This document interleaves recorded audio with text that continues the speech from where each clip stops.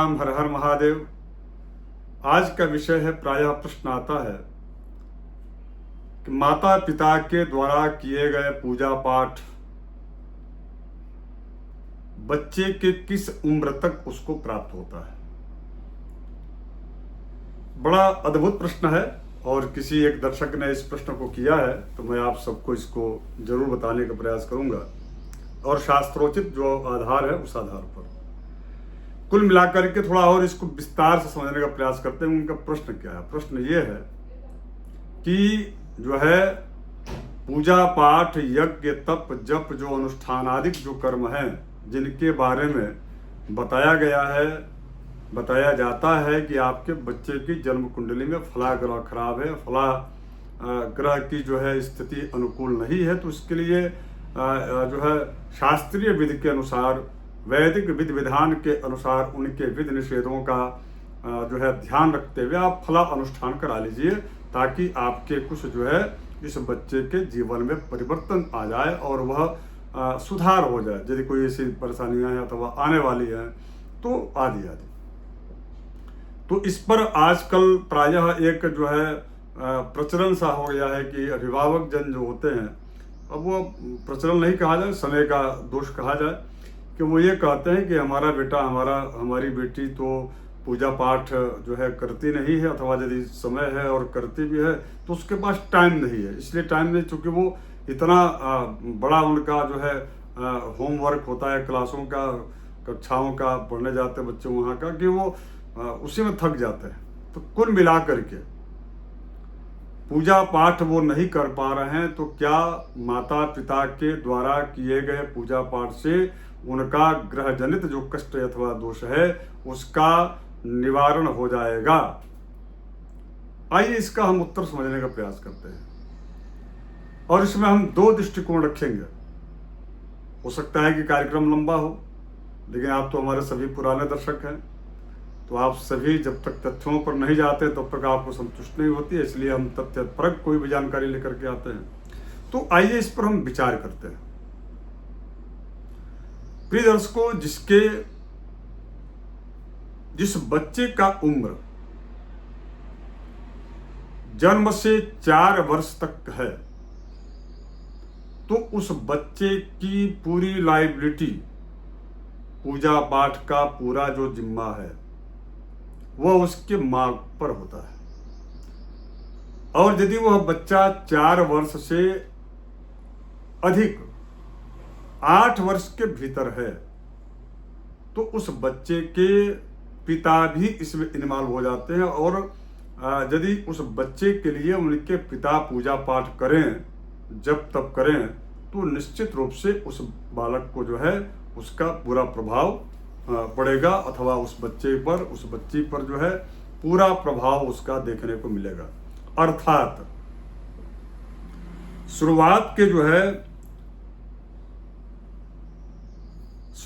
के जो 4 वर्ष है वो माँ, और इसके पश्चात जो है कि जो 4 वर्ष है यानी कि वह पिता, यानी कि शुरुआत के 4 वर्षों तक यदि माता के द्वारा जो भी पाप अथवा पुण्य किया जाता है या किया गया रहता है उनके द्वारा, उसका पूरा प्रतिफल उस बच्चे को देखना अथवा भुगतना या भोगना पड़ता है।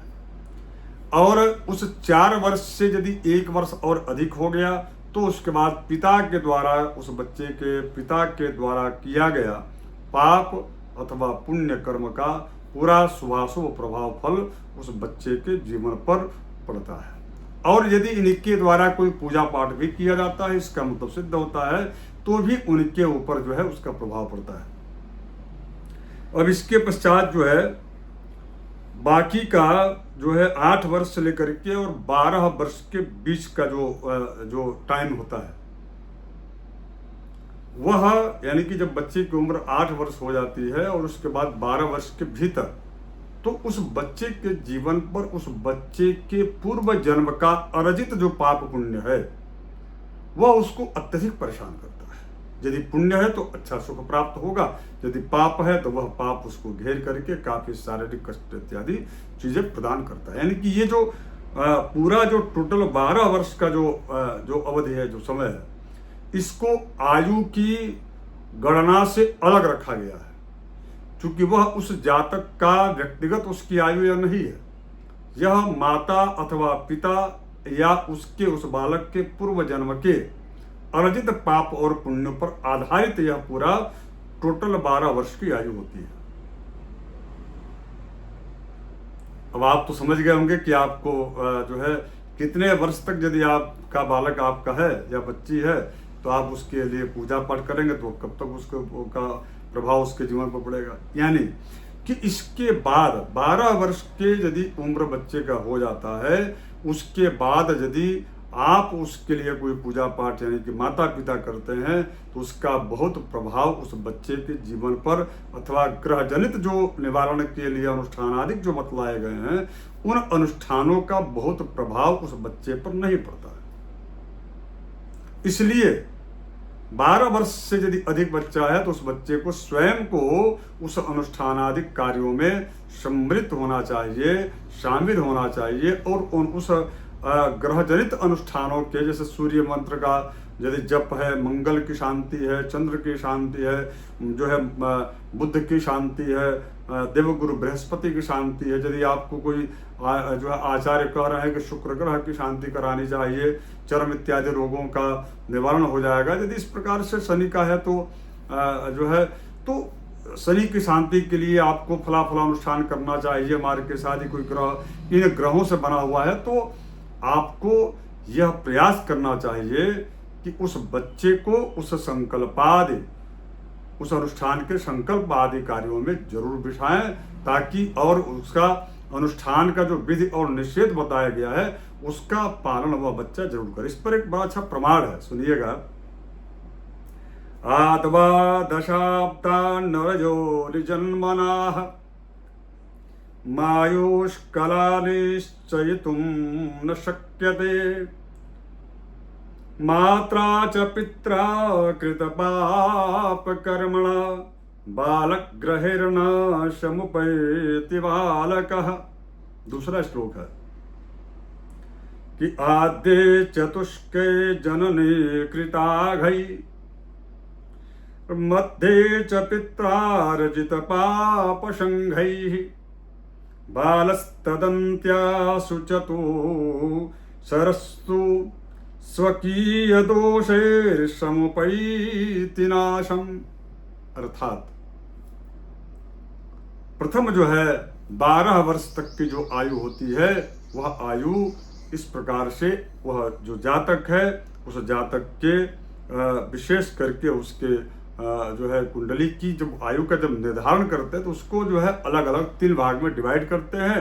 प्रथम जन्म से प्रथम का जो 4 वर्ष है वह माता के पाप पुण्य पर आधारित आयु होती है अथवा कष्ट आदि होते हैं। और यदि प्रथम जो है 4 वर्ष के पश्चात से लेकर के 8 वर्ष के भीतर का जो टाइमिंग होता है वह जो है पिता के पुण्य और जो है पाप पर आधारित होता है। और उसके बाद 4 वर्ष का जो होता है बाकी के 12 वर्ष होगा तो वह जो है उसके पूर्व जन्मार्जित पूर्व जन्म कृतम कर्म ततदैवम इति कथ्यते तस्मात् पुरुष कार्येण कुर्यात् ततन्द्रितः। अर्थात कुल मिलाकर के उसके बाद का जो 4 वर्ष का जो अवधि है वह उसकी आयु का निर्धारण अथवा उसके जो है कष्टादि का जो जब हम दिग्दर्शन करते हैं जातक के लिए तो वह उसके पूर्व जन्म के आधारित चीजों को देख करके ध्यान रखते हुए करते हैं। तो और इसके बाद की जो आयु है उसकी विस्तृत चर्चा बड़ी अच्छी आगे बताई गई है। विशेष करके महर्षि जैमिनी जी का बड़ा इस पर जो है विस्तार से उनका अध्ययन है, उसका अध्ययन जरूर करना चाहिए। तो कुल मिलाकर के मुझे ऐसा लगता है कि जिन माता जी ने यह प्रश्न किया उनको यह उत्तर मिल गया होगा। यदि आपको यह जानकारी अच्छा लगा होगा तो आप लोग इसको शेयर कर दीजिएगा। धन्यवाद। जय श्री राम। हर हर महादेव।